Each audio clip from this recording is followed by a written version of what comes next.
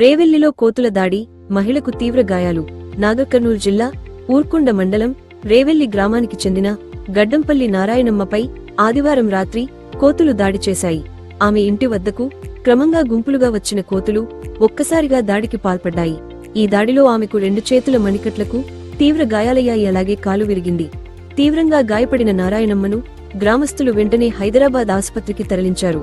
కొంతకాలంగా రేవెల్లి గ్రామంలో కోతుల బెడద తీవ్రంగా ఉందని, పిల్లలు, వృద్ధులు బయట తిరగాలంటేనే భయపడుతున్నామని గ్రామస్తులు ఆవేదన వ్యక్తం చేశారు. కోతుల బెడద నుంచి గ్రామాన్ని కాపాడాలని అటవీశాఖ అధికారులు వెంటనే స్పందించి చర్యలు తీసుకోవాలని వారు కోరుతున్నారు.